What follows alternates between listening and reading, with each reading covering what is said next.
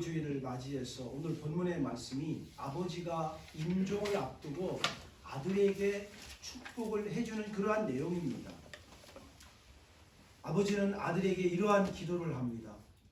하나님 아버지, 이 아들에게 하늘의 이슬과 땅의 기름짐과 풍성한 곡식과 포도주를 주시옵소서.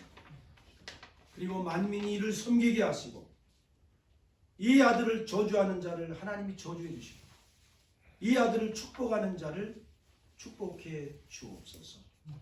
이 기도를 요약하면 자기 자식을 위해서 아버지가 하나님 앞에 기도를 드릴 때 하늘에 있는 모든 축복 또 이 땅에 있는 모든 축복을 해달라고 지금 기도를 드리고 있습니다. 저는 오늘 여러분들의 자녀들이 이삭이 하나님 앞에 드린 그 기도의 내용 그대로 이루어질 수 있기를 다시 한번 축원드립니다.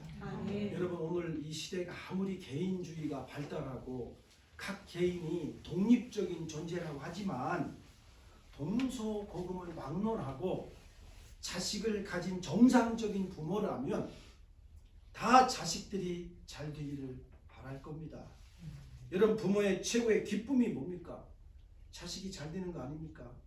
아무리 악한 아버지를 할지라도 자기 자식에게만큼은 가장 좋은 것으로 주려고 하는 것이 부모의 마음입니다. 예수님께서 누가복음 11장 11절로 13절에서 이와 같은 말씀을 하십니다. 너희 중에 아버지 된 자로서 누가 아들이 생선을 달라는데 뱀을 줄 사람이 있겠느냐?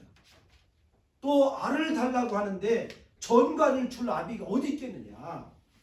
그러시면서 너희가 악할지라도 좋은 것을 자식에게 줄 알거든. 아무리 부모가 악하다 할지라도 자기 자식에게만큼은 가장 좋은 것으로 주려고 하는 것이 인간의 마음이라고 예수님이 말씀합니다. 그러면서 예수님은 또 이렇게 말씀하십니다. 하물며 너희 하늘아버지께서 구하는 자에게 성령을 주시지 않겠느냐. 하나님 아버지께서 여러분들에게도 가장 귀한 것으로 축복해 주시기를 바랍니다. 아멘. 지금 이제 여러분의 자녀들이 다 세계 각곳에 흩어져 있습니다. 흩어져 있지만 이 시간에 하나님이 주시는 복을 그들도 다 받고 그들이 남은 생에 하나님을 잘 섬기면서 하나님이 주시는 그 은혜 가운데서 형통한 삶을 살 수 있기를 다시 한번 바랍니다. 몇 년 전에 한국일보에서 어버이날을 맞이해서 그 노인대학 또 뭐 병원 뭐 탑골공원 여러 군데에서 조사를 했습니다. 이제 어르신들한테 이 어버이날을 맞이해서 가장 받고 싶은 자녀에게 선물이 뭡니까? 그랬더니 75%가 현금이랍니다. 현금을 가장 받고 싶다고 그렇게 응답을 했고, 그 다음에 이제 두 번째가 여행을 가고 그 선물을 받고 싶다. 그런데 어린이날을 맞이해서도 어린이날 선물로 아이들이 가장 받고 싶은 선물이 뭐냐고 질문을 했더니 역시 아이들도 용돈이 1위였습니다. 이걸 보면 어린아이나 참 어른이나 현금에 대한 애착이 강한 것을 우리는 볼 수 있습니다. 제가 잘 아는 그 미국에 살고 계시는 어느 박사님이십니다. 이분이 당신의 어머니를 70 되신 어머니를 미국으로 모셔갔습니다. 그분이 오남매신데 다 자식들이 잘 됐습니다. 그래서 이제 어머니 남으신 생애를 미국에서 살게 해주신다고 모시고 갔어요. 미국 가서 구경도 다 시켜드리고 이제 그분이 이제 월급도 이제 많이 타니까 이제 우리 돈으로 한 30만 원을 용돈을 드렸어요. 그 어머니에게. 그랬더니 그 어머니가 하시는 말씀이 아들아, 내가 글을 아냐? 뭘 아냐? 그리고 내가 미국에 와서 내가 돈을 어디서 쓰겠니? 내가 돈 쓸 줄도 모르고 그저 너네 집만 있어도 나는 좋다. 그러니까 이 아들이 알겠습니다 하고 그 용돈 300불을 다시 자기 호주머니에 넣었어요. 몇 년이 흘렀습니다. 근데 하루는 그 어머니가 아들아 며느리도 좀 일로 와봐라. 내가 너희들한테 할 말이 있다. 그래서 이제 긴장하고 갔더니 내가 미국에 너네 집에 살면서 이제 좋았던 점, 섭섭했던 점을 말씀을 하시더래요. 그러시면서 우시면서 하시는 말씀이, 아들아, 내가 너네 집에서 몇 년을 있었는데 너 나에게 용돈 10원 한 장 준 적이 있느냐? 아니 어머니 무슨 말씀이세요? 그때 300불 드렸더니 어머님이 돈 필요 없다고. 야 이놈아, 넌 내 말을 그걸 다 믿었어? 너 말이 박사지. 너 바보구나. 너 늙어봐라. 젊을 때는 힘이 있어서 괜찮지. 돈 벌 수 있으니까 괜찮다. 그러나 늙을수록 돈이 있어야 된다. 늙은 부모가 절대로 자식에게 용돈 달라는 말은 못한다. 그때 이 아들이 그때 깨달은 거예요. 이 사람이 충청도에 살았더라면 그걸 이해했을 텐데. 그렇잖아요. 되시고 뭐가 돼요? 되기는. 그래서 그 형제들이 전화를 해서 한국에 있는 형제들에게 어머니에게 용돈을 좀 계속 드리라고 드렸답니다. 그랬는데 어느 날 보니까 돈이 하나도 없으시대요. 아니 어머니 이렇게 많은 용돈을 드린 거 다 어떻게 했냐고. 그랬더니 어머님이 또 우시면서 하시는 말씀이, 야 니들은 박사고 다 좋은 직장이지. 그러나 쟤는 니들 가르치느라고 공부도 못 시키고 몸도 허약하고 제일 못 산다. 그 아들에게 다 돈을 줬더래요. 이게 여러분 부모님의 마음입니다. 이걸 히브리 말로 ጼ데카라고 해요. ጼ데카. 유대인들은 지금도 해마다 이 ጼ데카, 이게 뭔가 하면 구제입니다. 또 자선사업이라고 번역할 수도 있어요. 구제금이에요. 어려움을 당하고 있는 내 형제에게 내가 그를 돕지 못합니다. 내가 드린 어머니께 그 용돈을 어머님이 받으셔서 내 대신 ጼ데카 구제를 하시는 거예요. 여러분 성경 잠언에 19장에 이렇게 말씀합니다. 가난한 자를 불쌍히 여기는 것은 하나님께 구워드리는 것이다. 그의 선행을 반드시 하나님이 갚아주신다고 했습니다. 성경은 우리에게 부모를 공경하면 어떠한 축복을 받는지 여러 군데서 말씀하십니다. 출애굽기 20장에서는 내 생명이 길리라. 또 신명기 15장 16절에서는 내 부모를 공경하라. 그러면 내가 너에게 허락해준 이 땅에서 네가 생명이 길 것이고 복을 누리리라. 사도 바울은 에베소에서 이렇게 말합니다. 자녀들아, 주 안에서 너희 부모에게 순종하라. 왜? 이것이 옳은 일이기 때문에. 이것이 옳은 일이라. 그러면서 내 아버지와 내 어머니를 공경하라. 이것은 약속이 있는 첫 계명이니 이로써 내가 잘되고 땅에서 장수하리라. 여러분 말라기서에 보면 하나님께서 그 당신의 자녀들에게 아주 호된 꾸지람을 하십니다. 그게 뭔가 하면 하나님 앞에 드려야 할 그 마땅히 드려야 할 그 예물을 그들이 드리지 않는 거예요. 그래서 그 말라기 3장 8절로 그 10절에서 하나님 이렇게 책망하십니다. 사람이 어찌 하나님의 것을 도둑질하겠느냐. 그러나 너희는 나의 것을 도둑질하고도 말하기를. 우리가 언제 하나님 것을 도둑질했죠? 우리는 그런 거 없습니다. 그때 하나님이 말씀하십니다. 그것은 11조와 봉헌물이다. 너희 온 나라가 나의 것을 도둑질하였으므로 너희가 저주를 받을지어다. 여러분 얼마나 무섭습니까? 그러시면서 하나님이 또 기회를 주십니다. 너희가 온전한 11조를 나에게 한번 내봐라. 그러면 내가 너희를 어떻게 하나 봐라. 너희가 온전한 11조로 나를 시험하라. 여러분 생각해 보세요. 아니 이 세상의 모든 것이 다 하나님의 겁니다. 우리의 생명도 하나님의 겁니다. 그런데 하나님이 뭐가 아쉬워서 우리에게 그걸 내라고 하겠어요? 그것은 우리의 믿음이에요. 우리가 하나님을 신뢰하는 그 믿음입니다. 하나님이 그걸 보시는 거죠. 또 성경이 말씀합니다. 물질이 있는 곳에 내 마음도 있다. 우리가 하나님 앞에 드려야 할 헌물, 하나님께 드려야 돼요. 그리고 부모님께 드려야 할 예물도 구별해서 드려야 됩니다. 저는 어릴 때부터 아이들에게 이걸 가르쳤습니다. 하나님 앞에 드려야 할 11조는 반드시 드리고 너희 부모 공경 뭘로 할 거냐? 11조 내라 너희들. 그랬더니 큰딸이 아버지 그러면 내가 용돈을 10,000원 받으면 2,000원인데요. 아니다. 그걸로 부족하다. 째데카를 해야 된다. 구제연금을 해야 된다. 어려운 이웃을 위해서 10분의 1을 또 더해라. 그랬더니 아니 아버지 뭐 10분의 3을 뛰면 우리 뭐 먹고 사냐고 막 어릴 때 입이 막 그냥 나와가지고 그러더라고요.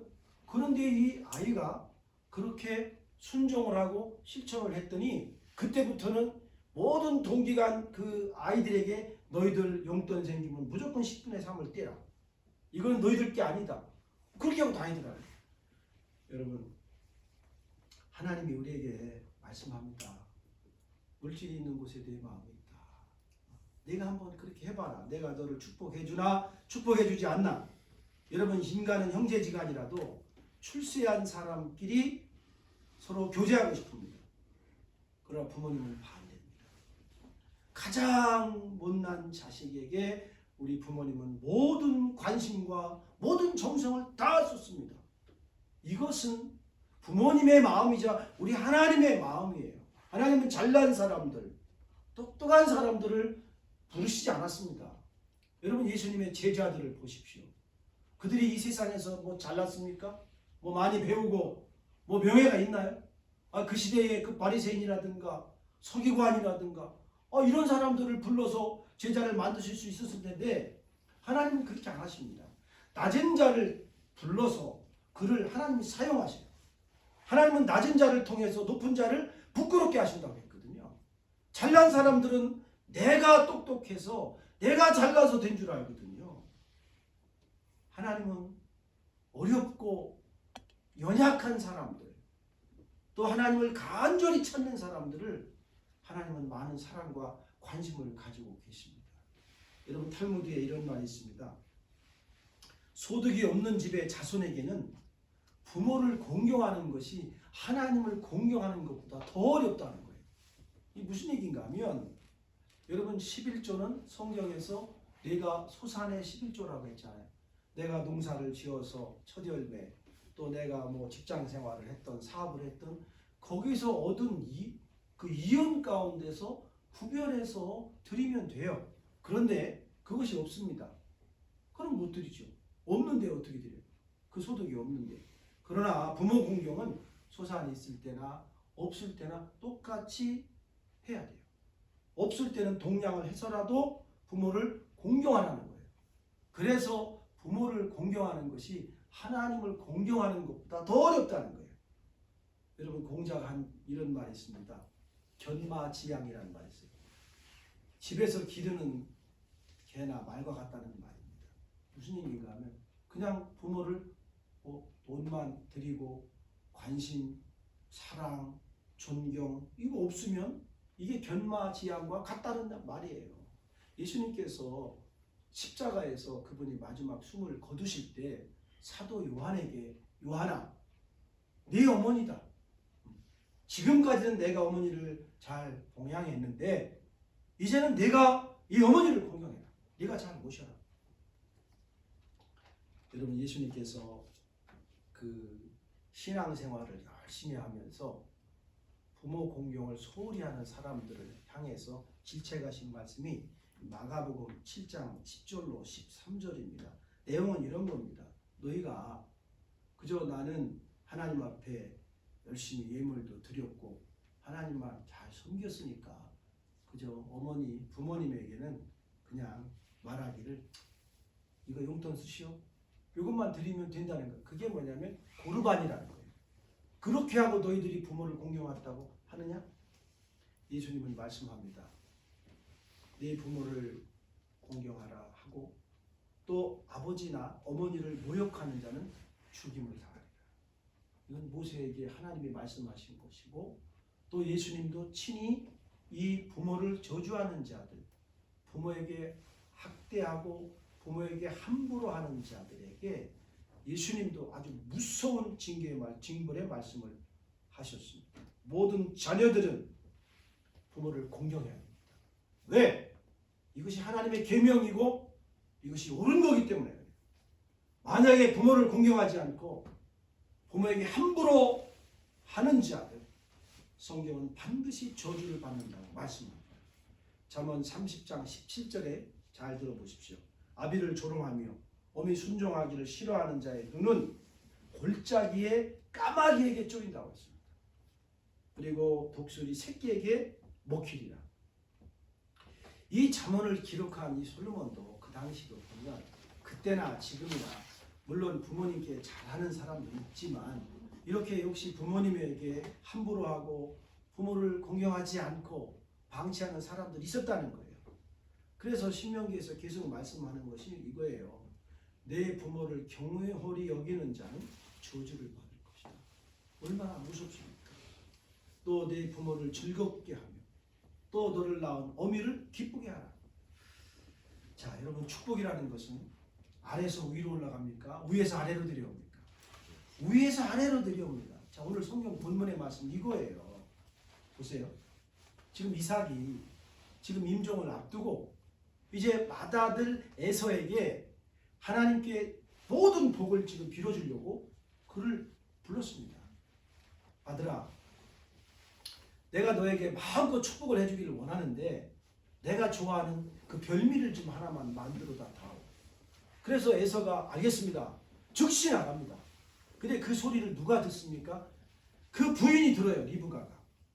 그리고 야곱도 함께 그 아버지가 큰아들에게 한 말을 듣고 거의 참 리브가가 못됐잖아요. 그 부엌에서 염소를 잡아서 그거를 속여서 그 아버지를 대접하잖아요. 자, 보세요. 여기서 우리가 생각해야 할 것이 있습니다. 리브가도 그렇고 야곱도 그렇고 에서도 그렇고, 자, 그 에서가 그 아버지의 말씀을 듣고 즉시 나가는 걸 보면 또 오늘 본문에서 나중에 그 축복권을 뺏겼을 때 아버지가 나에게 빌 복이 이것밖에 없습니까? 이것을 보면 물론 에서도 하나님께서 아버지에게 주신 그 권위와 아버지에게 주신 그 축복권을 그래도 알고 있었죠.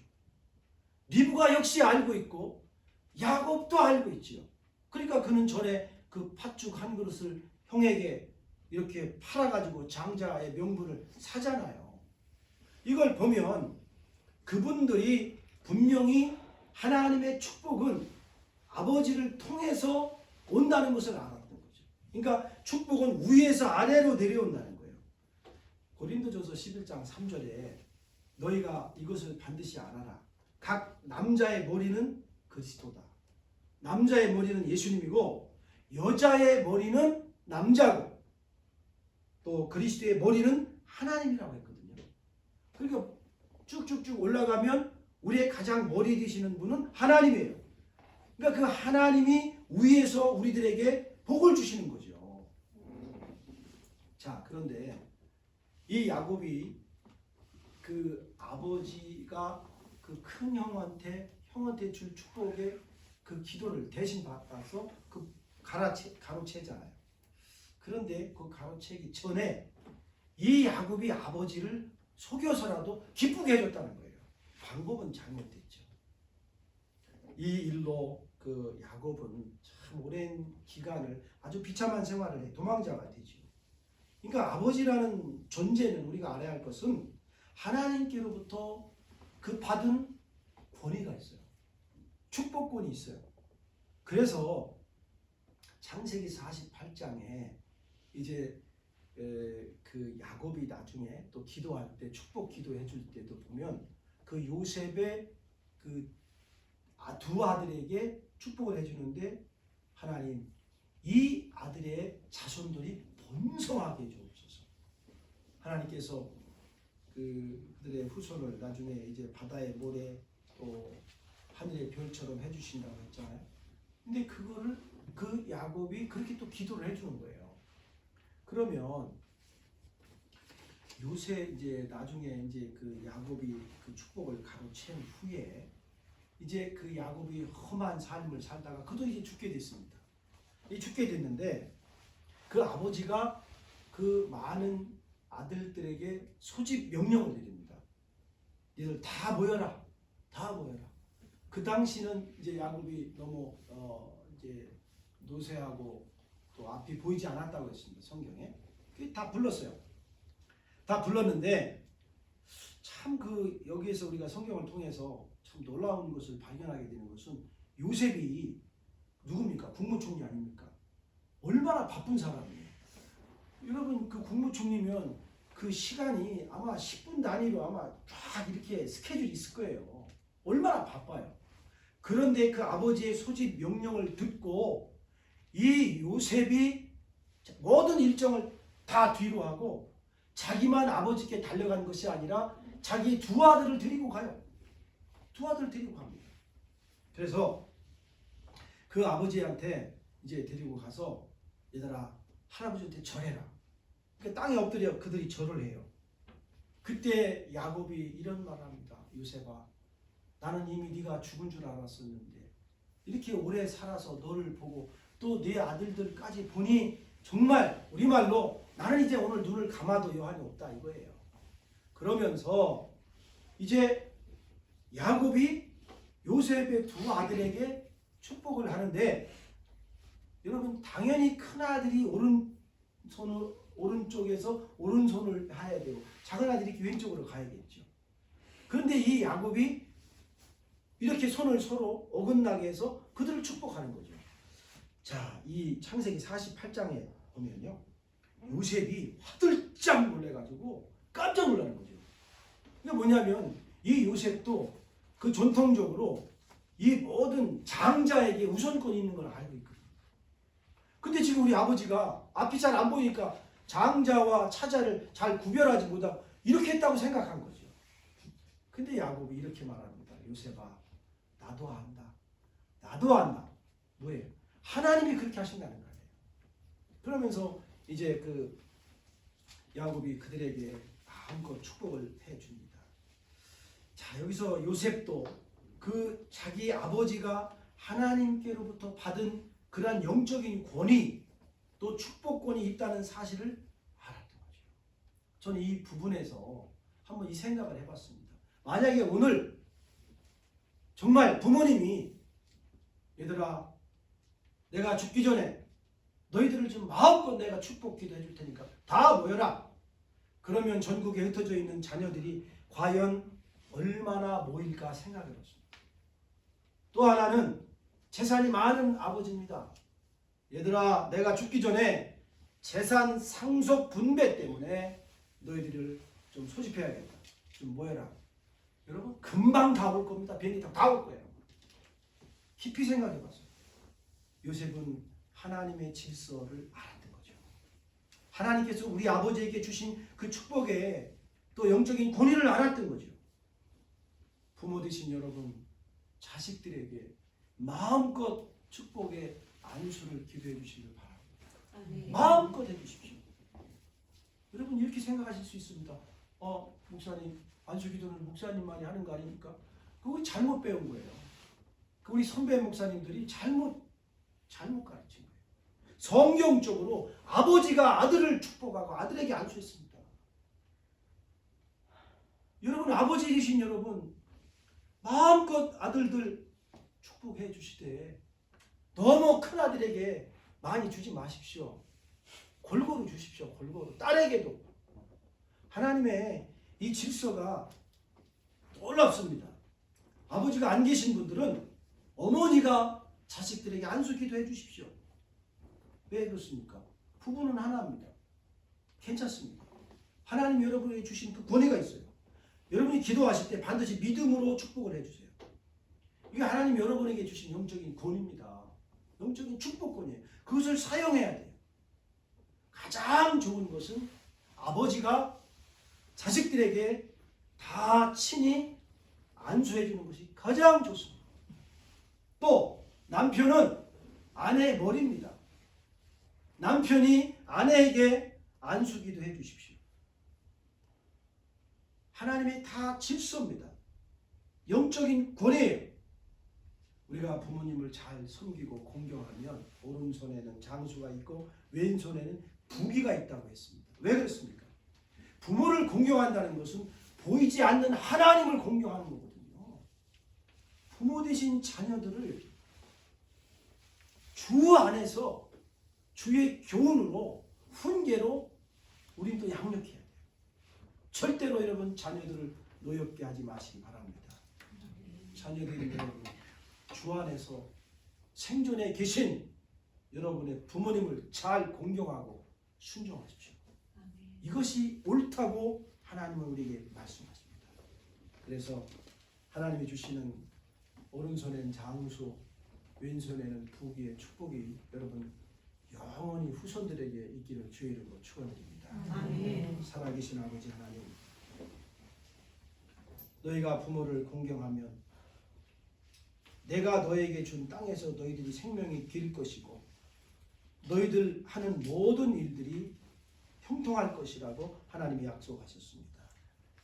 우리 아버지 하나님, 생존에 계신 부모님께 온 정성을 다하여 공경하고 섬기고 순종하게 하시며 또 우리의 자녀들에게 노엽게 하지 않고 믿음과 사랑으로 그들을 보듬고 주의 훈계와 또 주의 말씀으로 잘 양육하게 하옵소서.